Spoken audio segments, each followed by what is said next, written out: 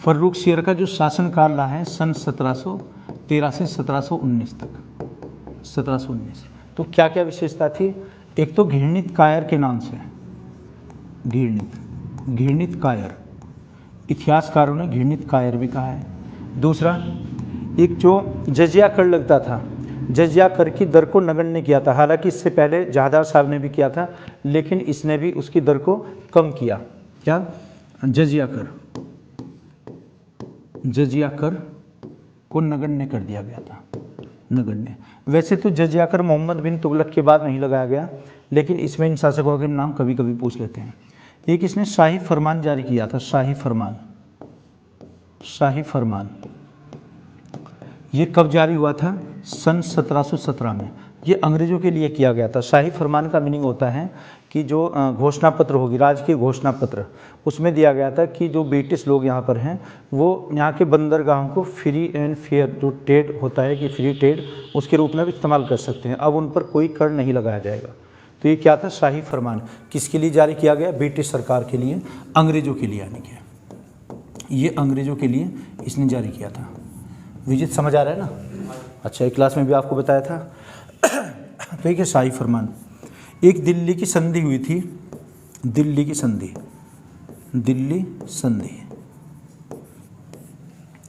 ये 1719 में, सन 1719 में मराठों और मुगलों के बीच में, जो मराठे पेशवा हुआ करते थे। देखना, मराठों का जो शासन था वो महाराष्ट्र में था, साम्राज्य विस्तार। लेकिन वो चाहते थे साम्राज्यवादी नीति के अनुसार कि उत्तरी भारत में से भी वो टैक्स वसूलने का कार्य करें। तो टैक्स जो वसूला गया, इसमें वसूलने वाले अधिकारी मुगल होते थे, और वो चौथ और सरदेशमुखी वो मराठों के पास जाता था।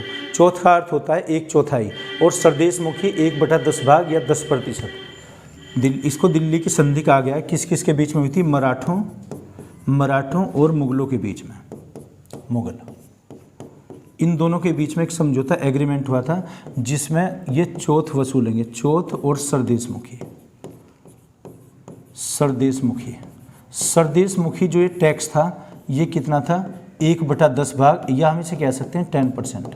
और जो ये था चौथाई, चौथ वसूलने का अधिकार 1/4, 1/4, ये 1/4 था, 1/4, या कह सकते हैं इसे 25%। ये 25% टैक्स लिया जाता था। क्वेश्चन ऐसे आता है कि मराठों का जो पुश्तैनी कर था, उनका जो अनुवांशिक कर था, वो क्या था? सरदेशमुखी पहले से चला हुआ था। वो जो छत्रपति शिवाजी महाराज ने शुरू किया था, वो चौथ किया था। उसमें एक अधिकारी अमात्य भी होता था, जैसे अष्टप्रधान होते थे। हालांकि चैप्टर अलग होगा, लेकिन इसमें चौथ और सरदेशमुखी वसूलने का अधिकार ये मराठों को दिया गया। लेकिन वसूलने वाले अधिकारी मुगल होते थे, उनके सेनापति या उनके सैनिक, जो भी इसके लिए नियुक्त किया जाएगा। तो ये दिल्ली की संधि थी। इससे मराठों का मैग्ना कार्टा भी कहा गया है। क्या कहा गया?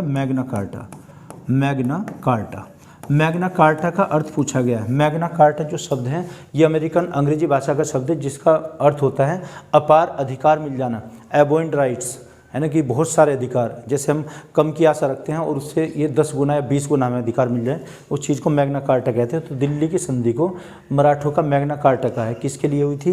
कि टैक्स वसूलने का अधिकार। और एक शाही फरमान जारी किया गया था। एक इसमें स्कॉटिश एक डॉक्टर थे, जिनका नाम था हैमिल्टन और ख्वाजा सोहार्द। एक बार जो ये शासक था फर्रुख सियर, ये घातक बीमारी से पीड़ित हुआ था। तो यहाँ पर कैप्टन हैमिल्टन, क्या नाम आएगा? हैमिल्टन, और उसके साथ में ख्वाजा सोहार्द।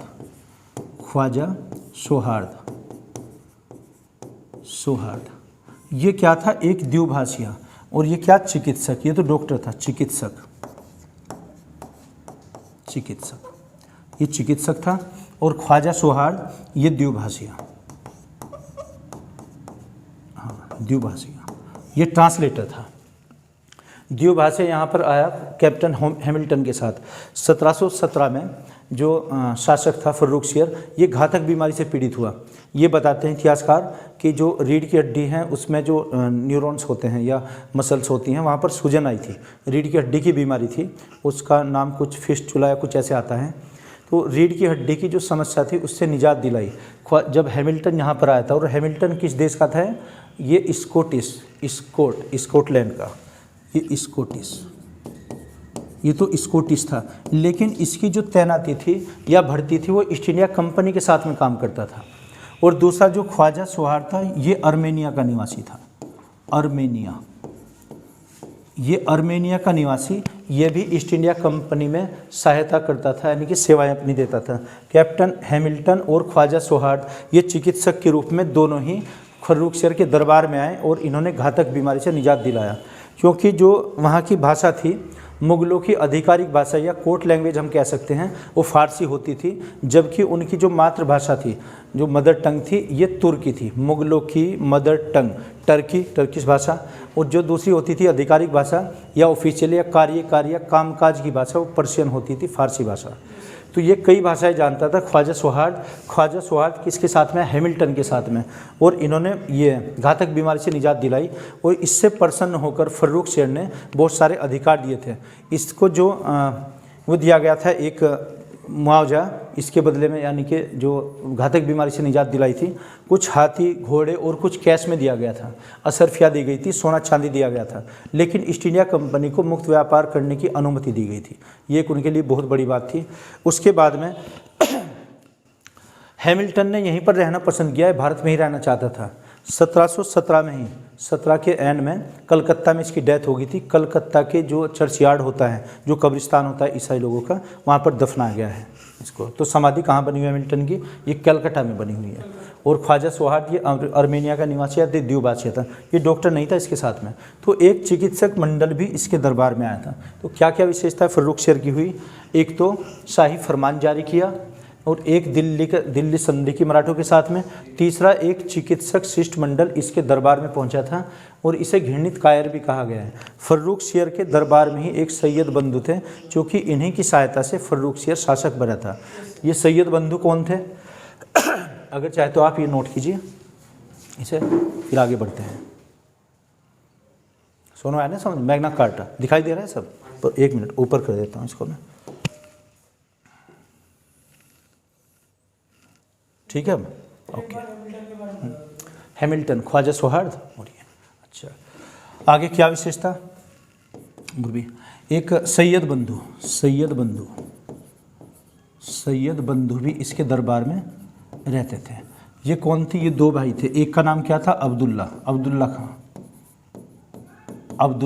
खां, और दूसरे छोटे भाई का नाम था हुसैन खां। ये इन दोनों को, ये इनके दरबार में रहते थे। और जो सैयद बंधु, ये स्वयं को हिंदुस्तानी दल का कहते थे, हिंदुस्तानी दल से संबोधित करते थे। इनका कहना था कि जो इनके पूर्वज थे वो मुगल सेवा में कार्यरत हुआ करते थे पहले, और बाद में वही जो पोस्ट थी वो इन्हीं को मिलती चली गई।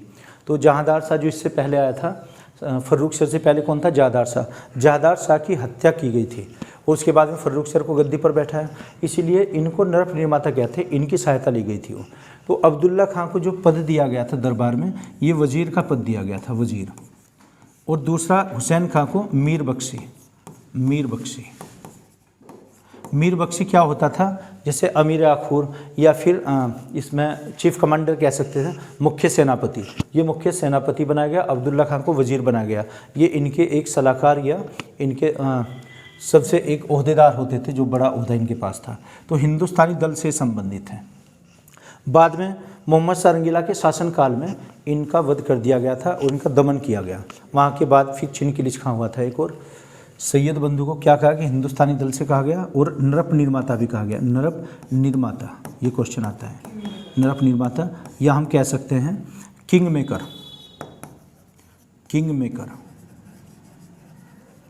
भी कहा गया है, ठीक है ना। तो किस दल से संबंधित है इसमें? 1719 में डेथ हो जाती है, 1719 में फर्रुखसियर की मृत्यु हो जाती है, ठीक है ना। एक और भी कार्य है, देखना कल आपको बताया था, इसमें से पहली वीडियो में आप देख सकते हैं कि जो राजा सवाई राजा जयसिंह थे, आमेर के राजा जयसिंह को जो राजा की उपाधि दी थी वो तो जहांदार शाह ने दी थी। इसको अलग अलग कैटेगराइज कर देते हैं।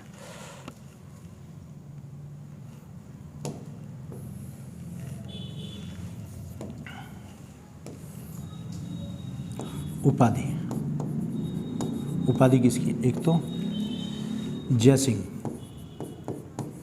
जयसिंह को दी गई थी, और एक अजीत सिंह, अजीत सिंह। जयसिंह ये कहाँ का राजा था, आमेर का, ये तो आमेर का राजा था।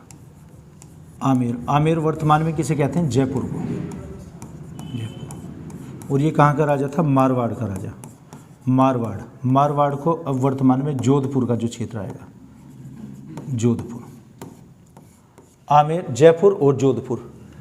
जयसिंह को जो उपाधि दी थी ये राजा मिर्जा की, राजा मिर्जा की उपाधि तो जहांदार शाह ने दी थी, और इसने दी थी सवाई की उपाधि, सवाई, इसीलिए सवाई राजा जयसिंह बोलते हैं, सवाई राजा जयसिंह। तो राजा मिर्जा की उपाधि किसने दी, जहांदार शाह ने, और सवाई की उपाधि किसने दी, विजित जी, सवाई की उपाधि, सवाई की उपाधि फर्रुख शेर ने दी थी, है ना। एक ही राजा को दो उपाधि मिली हुई है। तो आमेर के राजा जयसिंह को राजा मिर्जा की उपाधि जहांदार शाह ने, और ये सवाई की उपाधि फर्रुख शेर ने। ऐसी अजीत सिंह को जो मिली हुई थी ये महाराजा की उपाधि पहले इसने दी थी, इसने जहांदार शाह ने, लेकिन इसे एक पद दिया गया था, उच्च पद, उच्च पद, है ना। जो इसकी पुत्री थी, इसकी पुत्री से विवाह भी किया था, है ना, फर्रुख शेर, जयसिंह, ये अजीत सिंह, अजीत सिंह की पुत्री का विवाह फर्रुख शेर से हुआ था। बाद में जब फर्रुख शेर की डेथ हो गई थी तो हरम से उसे वापस ले लिया गया था, उसने हिंदू धर्म दोबारा दीक्षित किया था, है ना। तो अजीत सिंह की, अजीत सिंह की पुत्री थी, जयसिंह नहीं, अजीत सिंह, इसमें ध्यान से देखना आप, अगर ऐसा हो तो करेक्शन करा देंगे, फिर कोई नहीं। तो ये हमने क्या पढ़ा इसमें, फर्रुख शेर, ये फर्रुख शेर की विशेषता थी कुछ। अब अगला शासक कौन आएगा,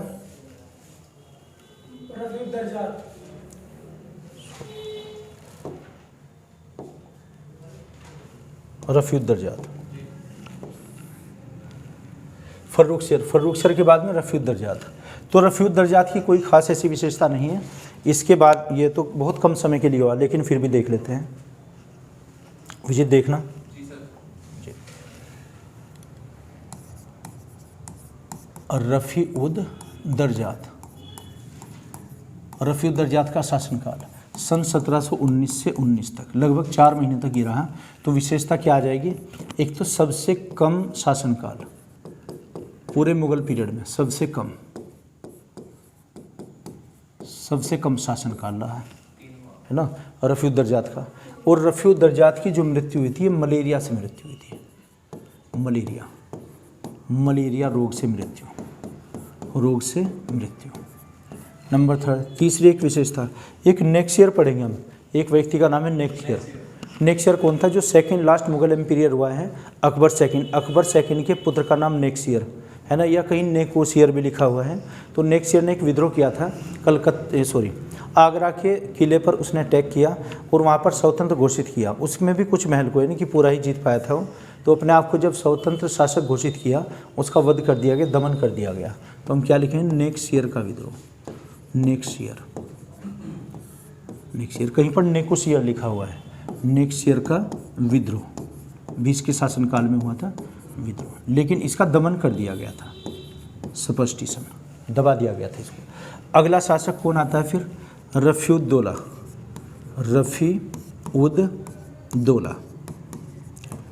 रफ़ीउद्दौला का शासनकाल ये भी 1719 से 19 तक। सुनो यहाँ देखिए आप, 1719 से 19 तक। ये दूसरा ऐसा मुगल एम्पीरियर होगा जिसका रफ़ीउद्दरजात के बाद में सबसे कम शासनकाल रहा है। तो अगर रफ़ीउद्दरजात ऑप्शन में नहीं हुआ तो रफ़ीउद्दौला लगाएंगे। इसकी क्या विशेषता, इसे शाहजहाँ सेकंड की उपाधि दी गई थी, शाहजहाँ सेकंड की उपाधि दी गई इतिहासकारों द्वारा।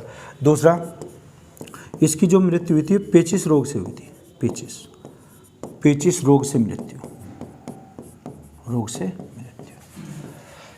ये आ जाएगा। इसके बाद में आता है शासक मोहम्मद शाह रंगीला।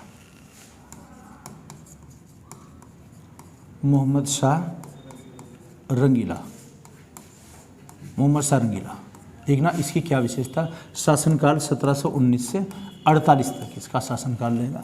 एक तो इसका मूल नाम क्या था, रोशन अख्तर, और ये काफ़ी भोग विलास में रहता था, एक लग्जीरियस लाइफ, ये बताते हैं कि कई कई महीने तक ये हरम में रहता था, तो इसलिए रंगीला भी नाम दिया गया है। इसके दरबार में भी नाच गाना होता था। वैसे नाच गानों के लिए जो नाचने गाने वालों का स्वर्णकाल कहा गया है काफ़ी खां के द्वारा, वो जहांदार शाह को माना गया, जो हमने मुगलों के पतन में दूसरा पढ़ा है, यानी कि बहादुर शाह फर्स्ट के बाद जो आया था, जिसका शासनकाल 12 से 13 तक रहा है। तो मोहम्मद शाह रंगीला, इसका मूल नाम क्या था? रोशन अख्तर। रोशन अख्तर, रोशन अख्तर इसका मूल नाम था। ओके। और क्या ये विलासपुर इसका जीवन था, विलासिता, विलासितापूर्ण जीवन व्यतीत करने के कारण इसको क्या कहा गया है? रंगीला कहा गया, रंगीला बादशाह, रंगीला। ठीक है। इसके शासनकाल में क्या हुआ? मेन चीज़ तो नए स्वतंत्र राज्यों का गठन हुआ था, नए स्वतंत्र राज्य बने। कौन कौन से? जैसे स्वतंत्र राज्य बनाए गए। ऐसे राज्य क्या बने? अवध, अवध एक राज्य बना, उत्तर प्रदेश। अवध की स्थापना किसने की? ये सादत खान है, सादत खां। इसके पास उपाधि थी सादत खां बुरहानुल मुल्क। क्या कहते थे? सादत खां बुरहानुल मुल्क, बुरहानुल मुल्क, बुरहानुल मुल्क, ये इसकी एक उपाधि हुआ करती है, सादत खां बुरहानुल मुल्क। अच्छा, अवध की स्थापना। एक हैदराबाद की स्थापना, हैदराबाद, हैदराबाद ये किसने बनाया? चिनकिलिच खां ने, चिनकिलिच खां, चिनकिलिच खां, ये हैदराबाद की स्थापना। और एक नए राज्य जैसे बंगाल, बिहार, उड़ीसा स्वतंत्र राज्य बने। अगर कहा जाए कि बंगाल की स्थापना किसने की? बंगाल, ये मुर्शीद कुली खां ने की थी, मुर्शीद कुली खां, मुर्शीद कुली खां। तो ये सब राज्य इसके शासनकाल में बने। नए राज्यों का जो उत्सर्जन हुआ था या सर्जन किया गया, ये मोहम्मद शाह रंगीला के शासनकाल में। हाँ जी, मैसूर की स्थापना। हाँ, एक क्या था? एक नादिर शाह का आपने नाम सुना हो, जिसको हम कहते हैं ईरान का नेपोलियन। ये लाइट ऑफ कर देना, इस पर शाइनिंग आ रही है। नादिर शाह का आक्रमण, जिसका ईरान का नेपोलियन। लेकिन एक इनका पतन किया गया था, जो सैयद बंधु थे। एक और विशेषता क्या? एक विशेषता थी सैयद बंधुओं का दमन, सैयद बंधुओं का अंत किया गया था, इनका अंत। ओके। और इसका एक पुत्र था अहमद शाह, जबकि अहमद शाह का जन्म भी एक दासी से हुआ था, जो नर्तकी थी, नाचने वाली। तो नाचने गाने वाले रहते दरबारों में इनके। एक नादिर शाह का आक्रमण, नादिर शाह का जो आक्रमण हुआ था, ये सन 1739 में किया था इसने। इस युद्ध को कहते हैं करनाल का युद्ध, करनाल का युद्ध। करनाल कहाँ है वर्तमान में? जी, हरियाणा में है ना, करनाल हरियाणा में। तो फरवरी सन 1739 में लड़ा गया था युद्ध। इसके बाद में फिर दिल्ली चला गया था। दिल्ली में 57 दिनों तक लूटपाट की थी। तो नादिर शाह की कोई बहुत बड़ी ये फौज नहीं थी, इससे ज़्यादा सेना तो मुग़लों के पास थी, लेकिन तब भी इनकी हार हुई। इससे क्या हुआ? जैसे इसने भारत पर अटैक किया, नादिर शाह ने, करनाल में युद्ध लड़ा गया।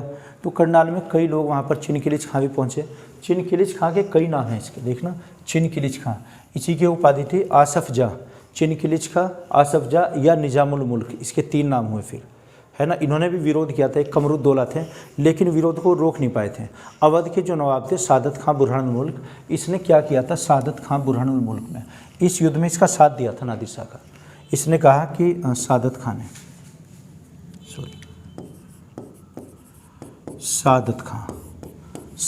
ने कहा था कि 20 करोड़ के बदले 20 करोड़ ये रुपए इसे देगा और दिल्ली पर अगर अटैक करता है। जब इसने भारत पर अटैक किया तो दिल्ली पर अटैक करवाना चाहता था। 20 करोड़ रुपए बदले कौन देगा? अवध का नवाब सादत खां बुरहानुल मुल्क। लेकिन जब उसने अटैक किया नादिर शाह ने, वहाँ पर 57 दिनों तक लूटपाट की गई। ये कहाँ लूट की थी? दिल्ली में। अब वहाँ से दिल्ली में आ गया था, तो दिल्ली में लूटपाट की। शाहजहाँ के द्वारा जो बनाया गया तो ये था तख्ते ताउस, मयूर सिंहासन या फिर पीकॉक थ्रोन, है ना। और एक मुकुट में राजा की जो लगता था कोहिनूर हीरा, इन सबको लूट लिया था। ये बताते हैं कि जो दिल्ली का किला बना हुआ था, लाल किला, उसमें दीवाने आम, दीवाने खास बने हुए थे, हीरे जवाहरात जड़े हुए थे सभी दीवारों पर, और छत पर छत भी चांदी की बनाई गई थी, और सबको लूट लिया गया था, हीरे जवाहरात। ये बताते हैं कि दिल्ली में जो तमाशगीन होते हैं, तमाशा करने वाले, जिनको लोग पैसा देते हैं बाद में, उनको भी लूट लिया था। वो ईरान ले जाने की योजना थी कि वहाँ पर ये अपना तमाशा दिखाएंगे, अपना खेल दिखाएंगे और इनसे अर्निंग करेंगे। 57 दिनों तक लूटपाट करने के बाद जब ये सादत खां बुरहानुल मुल्क को कहा गया कि 20 करोड़ रुपए दीजिए, अब इसने देने से इनकार कर दिया था और विष खाकर आत्महत्या कर ली थी। इसने विष खाकर आत्महत्या ये किसने की थी? ये सादत खां बुरहानुल मुल्क ने। क्यों की थी ये? 20 करोड़ रुपए नहीं देते। ये चाहता था कि अगर ये 20 करोड़ रुपए इसके बदले में दिल्ली को तहस नहस करता है तो वहाँ का शासक मैं खुद बन जाऊँगा। लेकिन ऐसा नहीं था, क्योंकि मोहम्मद शाह रंगीला ने आत्मसमर्पण कर दिया था, सरेंडर कर दिया था वहाँ पर। ओके, तो मोहम्मद शाह रंगीला की जो डेथ हुई थी फिर इन 1748 में, सन 1748 में मृत्यु हुई थी, 1748। तो यहाँ से ये चला गया था। विशेषताएं क्या क्या हुई? एक तो मूल नाम क्या हुआ? रोशन अख्तर। और एक विलासिता के कारण इसके काल को क्या कहा गया है कि रंगीला कहा गया है ना। और एक स्वतंत्र राज्य की स्थापना की गई थी, सैयद बंदों का अंत किया गया, नादिर शाह का इसमें अटैक हुआ, उस युद्ध को करनाल का युद्ध कहा जाएगा। और एक इसमें किया गया कि जो जजिया कर था वो अंतिम रूप से समाप्त कर दिया गया था। जजिया समाप्त किया था इसने, समाप्त। तो ये इसकी विशेषता हो जाएगी। ठीक है, आगे बढ़ा जाए। ओके, आगे देखिए, अगले शासक का नाम अहमद शाह। अहमद शाह का शासनकाल सन 1748 से 54 तक। अहमद शाह, देखना अहमद शाह और अहमद शाह अब्दाली अलग अलग थे। अहमद शाह अब्दाली किसका उत्तराधिकारी था? ये नादिर शाह का। और मोहम्मद शाह का उत्तराधिकारी अहमद शाह था। तो अहमद शाह के शासनकाल में क्या हुआ? एक तो यहाँ पर राजमाता उधमबाई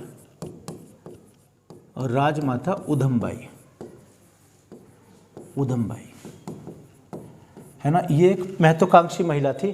प्रशासन पर इसका प्रभाव था, का प्रभाव। इसे एक उपाधि भी मिली हुई थी, है ना। ये किबलाए आलम की उपाधि इसके पास थी। ये पीसीएस में क्वेश्चन पूछा गया है।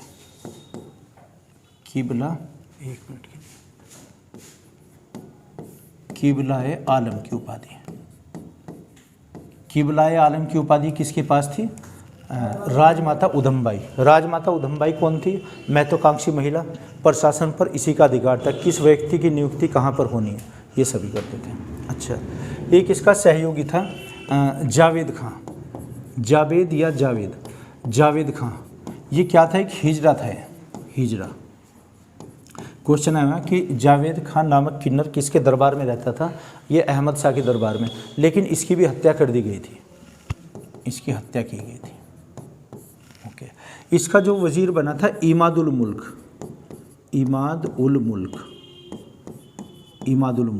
ये क्या बना? इसका वजीर बनाया गया, वजीर। और एक नादिर शाह के उत्तराधिकारी अहमद शाह अब्दाली ने आक्रमण किया था इससे। अहमद शाह अब्दाली ने आक्रमण। ये किसका उत्तराधिकारी था? अहमद शाह अब्दाली। ये नादिर शाह का उत्तराधिकारी है ना। तो ये भी अहमद शाह और ये भी अहमद शाह, है ना। दोनों में युद्ध हुआ था। फिर बाद में पानीपत का तीसरा युद्ध भी हुआ है। तो 6-7 बार इसने अहमद शाह के साथ में युद्ध किया है, जो एक अफगान था। तो राजमाता उधमबाई का प्रभाव था। किबलाए आलम की उपाधि इसके प्राप्त थी। जावेद खान जो हिजड़ा था उसकी हत्या कर दी गई थी। इमादुल मुल्क को वजीर बनाया गया। और बाद में इमादुल मुल्क ने अहमद शाह की भी हत्या कर दी थी, अंधा करवाया था इसको, है ना। बाद में फिर हत्या कर दी गई थी। ये अहमद शाह की हत्या, अहमद शाह की हत्या किसने की थी? इमादुल मुल्क ने। इमादुल मुल्क ने इसकी हत्या कर दी गई थी। ठीक है। और बाद में इमादुल मुल्क ने किसको अपना वो बनाया राजा? इसने सहयोग किया था। ये बनाया गया फिर आलमगीर सेकंड। अब क्या आ जाएगा? आलमगीर सेकंड। इसका शासनकाल क्या रहा है? 1754 से 58 वर्ष तक। इसका मूल नाम क्या था? अब्दुल अजीज। अब्दुल अजीज या अजीजुद्दीन, एक नाम क्या, अजीजुद्दीन, अजीजुद्दीन इसका नाम था, इसे बनाया जी। आलमगीर, आलमगीर फर्स्ट माना गया ना, औरंगजेब का नाम आलमगीर फर्स्ट, या आलमगीर सेकंड, फिर शाह आलम आ जाएगा थर्ड। अच्छा, और 1758 में और क्या हुआ था, आलमगीर सेकंड के शासनकाल में एक युद्ध हुआ है ना, प्लासी का युद्ध, प्लासी का युद्ध उसमें हुआ है बंगाल में, प्लासी युद्ध। हालांकि ये अंग्रेजों के और सिराजुद्दौला के बीच में हुआ था, है ना, सन 1757 में हुआ था ये युद्ध। किस किस के बीच में, अंग्रेजों के बीच में, अंग्रेजों और सिराजुद्दौला, सिराजुद्दौला के बीच में हुआ था, है ना। ये तो टॉपिक अलग है, बस ये देख रहे हैं कि प्लासी का युद्ध किसके दौरान हुआ। जब ये भारत का मुगल बादशाह था तो वहाँ का शासक कौन था बंगाल का, सिराजुद्दौला। ओके, प्लासी का युद्ध। इसके पहले कालकोठी की घटना भी हुई थी, फिर अगर कहें तो कालकोठी की घटना हुई। तो कोई ऐसी खास विशेषता नहीं आलमगीर की, एक तो मूल नाम क्या था इसका, अजीजुद्दीन, और एक प्लासी का युद्ध हुआ था। आगे देखते हैं, आलमगीर के बाद में फिर शाहजहाँ थर्ड। शाहजहाँ थर्ड की कोई खास विशेषता नहीं है, शाहजहाँ थर्ड ये भी नहीं है। अगला शासक आएगा फिर Shah Alam second, Shah Alam second, Shah Alam second. शासनकाल क्या रहेगा इसका, 1758 से 59, और यहाँ पर आ जाएगा 1759 टू शाह आलम का सन 1806 तक।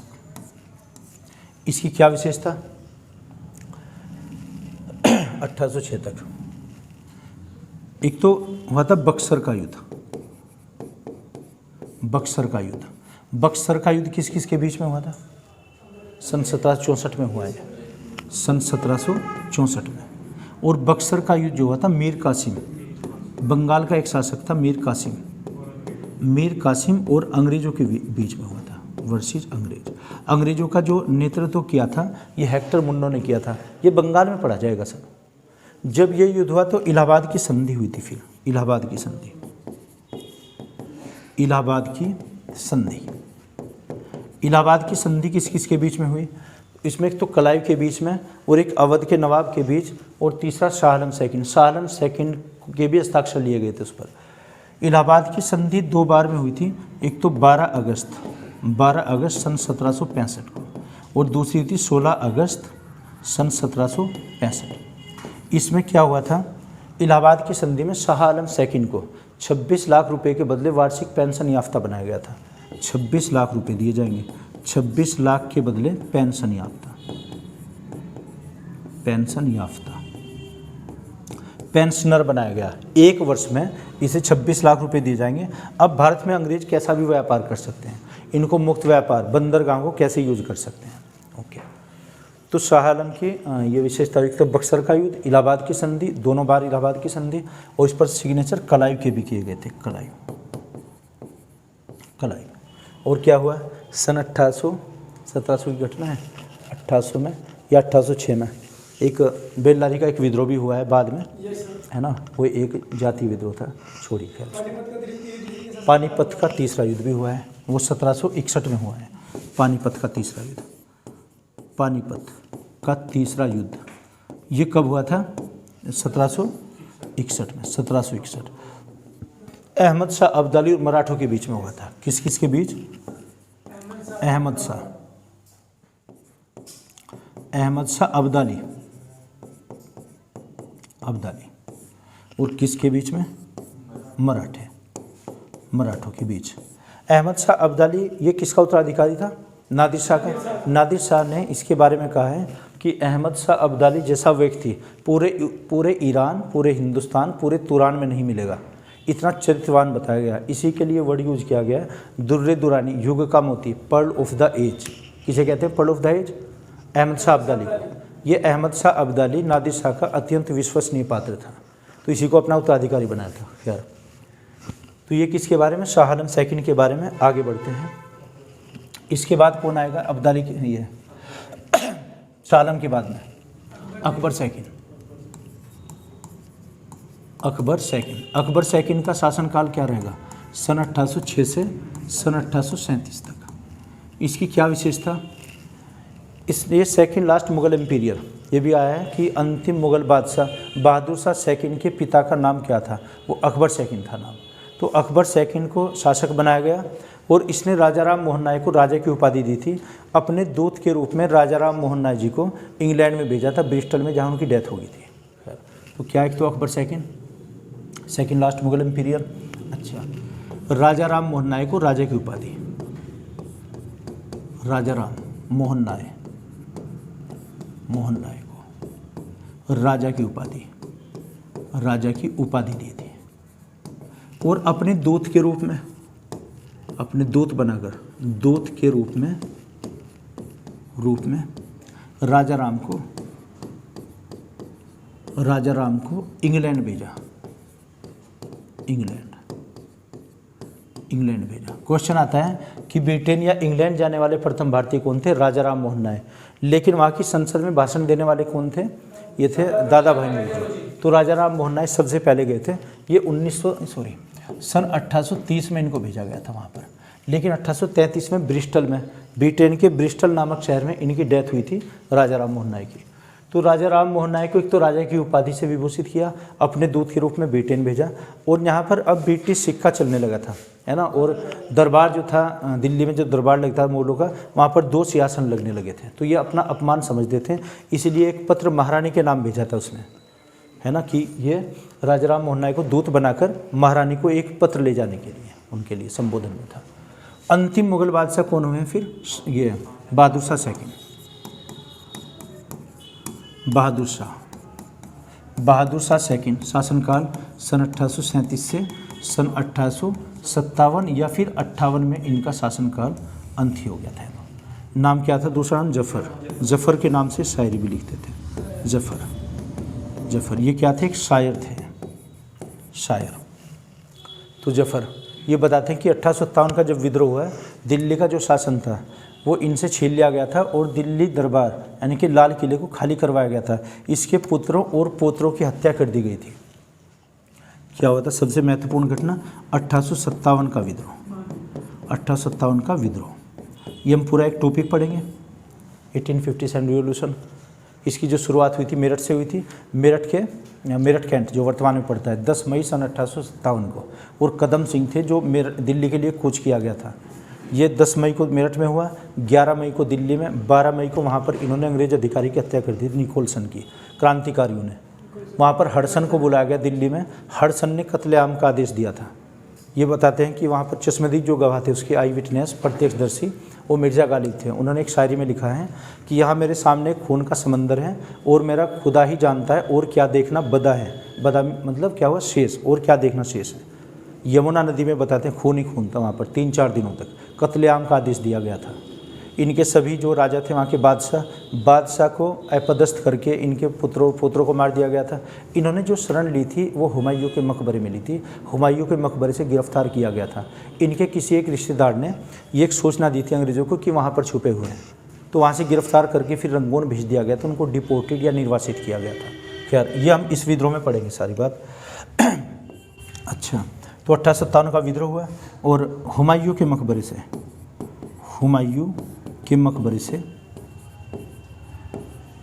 से गिरफ्तार किया गया, ठीक है ना, किसको, बहादुर शाह को। और कहाँ पर भेज दिया गया फिर, ये निर्वासित किया गया, निर्वासित।